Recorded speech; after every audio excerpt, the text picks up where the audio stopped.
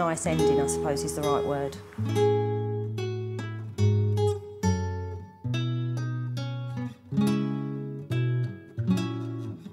Death itself doesn't bother me. There is such a thing as a good death.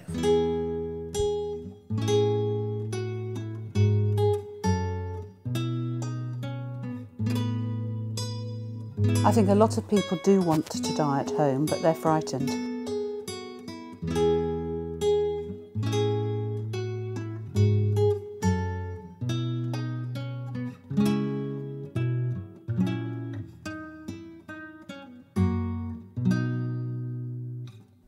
Cancer is the UK's biggest killer, claiming over 423 lives every day.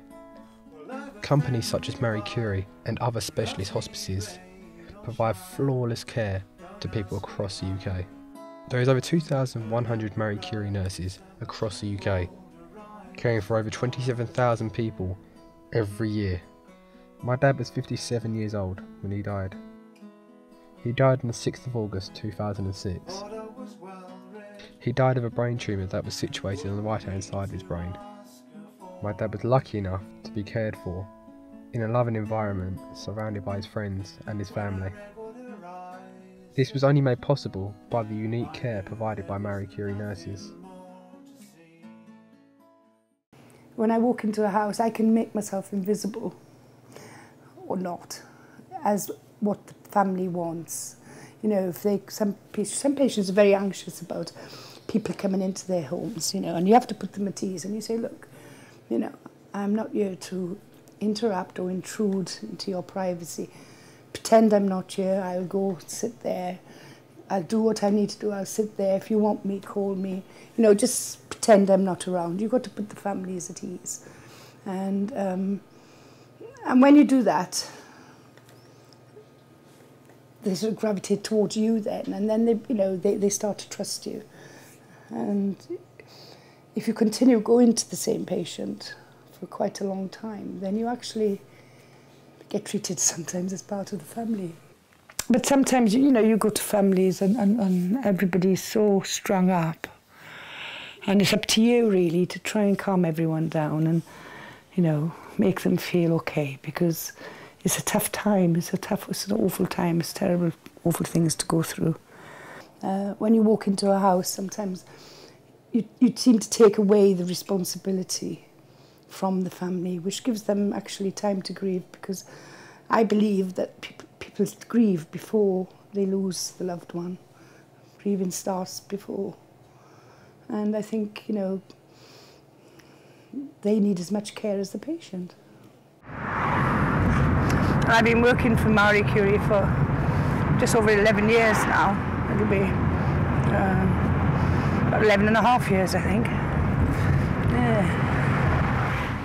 When I first met Janet, I was amazed by the love and enthusiasm that she brought to work with her. When Janet arrived at my house to look after my dad, my spirits instantly lifted, as I knew he was in good hands. Janet stuck by me and my family throughout the good and the bad times of my dad's illness. Even after admitting to me that she became very attached to my family, she still chose to care for us. I think with Marie Curie, there's been a larger demand for Marie Curie nurses. The people are becoming more aware that we are available, and more people are choosing to die at home. And I think that's what needs to increase. I think a lot of people do want to die at home, but they're frightened. They're frightened of how you die. There's lots of stories about the way people die, and they can be very frightened of pain.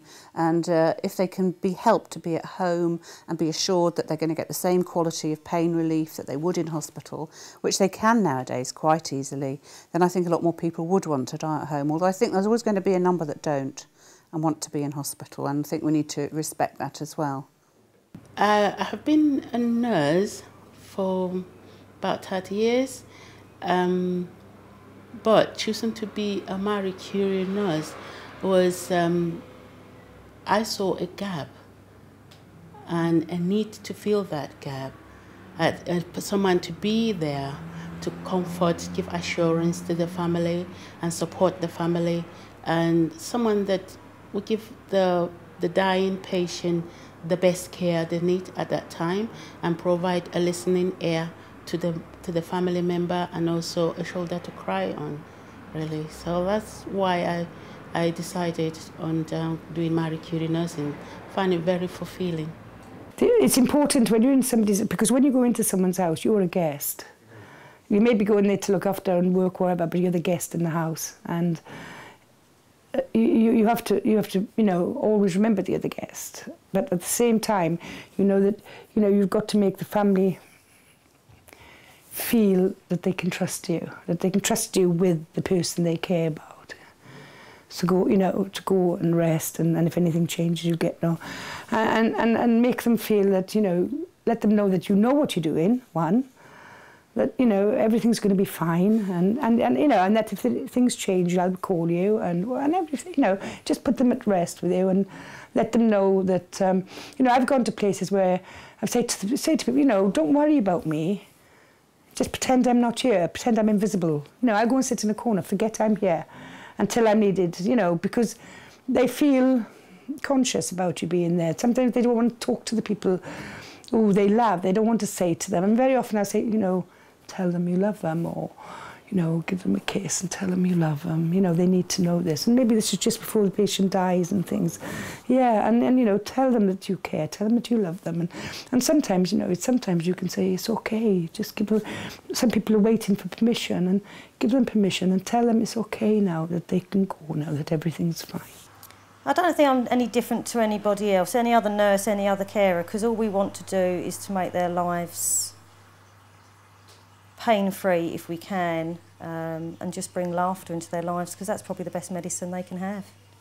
When carers go into the house, they go in, if somebody's ill at home or elderly, frail, unable to, to get out and about, and they need care. They can have personal care. They can have carers go in to help them wash and dress in the morning, and they can have carers go in the evening to undress them, put them to bed. They could also have carers in between to help them take them to the toilet. And then you've got district nurses as well, which go to the house as and when required, to do the same sort of things and sort out medications. And then you've got the Marie Curie nurses. With Marie Curie nurses, you've got healthcare assistants that will sit with the patient if the patient's taking their own medication. If the family are giving the patient the medication, and they're happy to do that, and the patient takes its own medication, is happy to do that, they have healthcare assistants that goes in, and they look after the patients overnight and help them to the toilet and things. But once the patient starts needing injections and are on strong medication, then you need a qualified nurse present to do that. I had the opportunity to drop in to see your dad on several occasions, and I met Janet on a few of those times that when I came to see Dad. And I think she was, one of the things I realized that she was very comforting, very supportive, and she gave, and like very caring. And your dad, in fact, looked very comfortable when she came, and he looked forward to see her as well.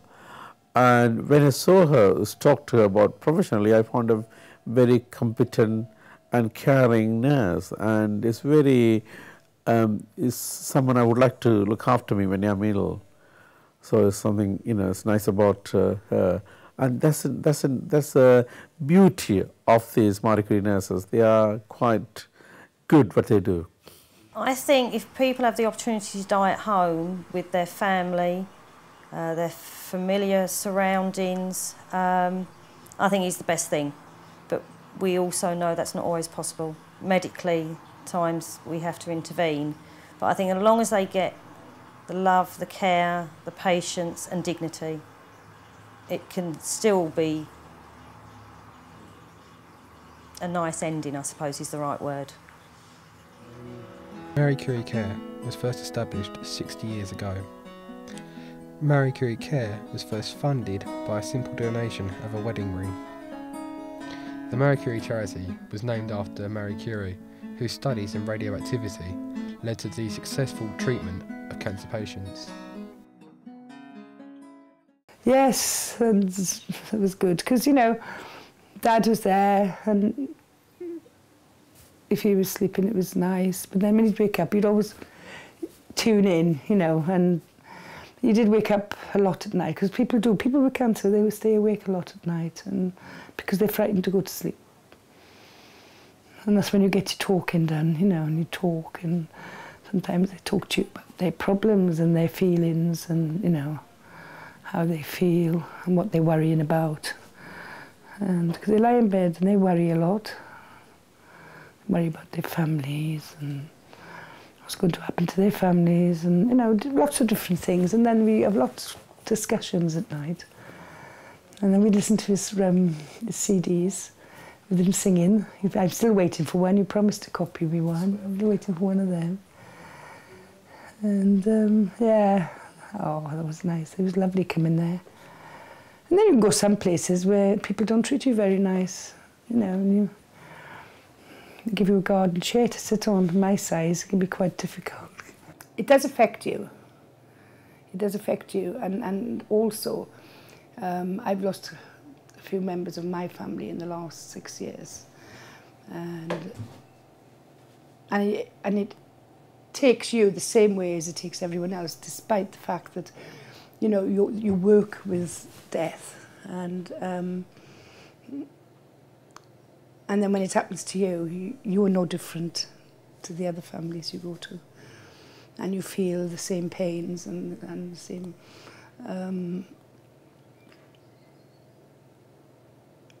feelings that everybody else feels. But it also gives you knowledge of what other people are actually feeling, and helps you to help them as well.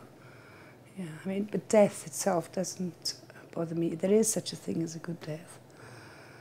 There is such a thing as a good death. It's where, you know, the patient is calm, the patient can be quite happy and chatty even a short time before they die, and pain-free. There is such a thing as a good death, and you know, it can be made easy for them, you know, for the families, made easier for the family to cope with it. And then I think it's all part of being at home, being with the people you love, and having someone there to look after you, to nurse you. The service that Marie Curie provides is offered to anybody, free of charge. By looking after my dad, the nurses made it so much easier for me and my family. You have a lot of grateful people out there, and you find very often, maybe 6 to 8 weeks after you've nursed somebody who's died, you get a letter from Marie Curie, a copy of the letter that a family member has written to Marie Curie praising you, you know, and asking them to thank me and praising me for the work I did for them, or for their family, and, you know, and saying how good you are and how wonderful you are. And you get, you know, frequent letters, which is quite nice. So you know that they're grateful, you know. Janet is a one-of-a-kind individual, and I am from the bottom of my heart eternally grateful for the love and support that she provided. Not many people do something in life that entitles them to a place in heaven, yet I feel that Janet should be given the red carpet treatment when her time comes.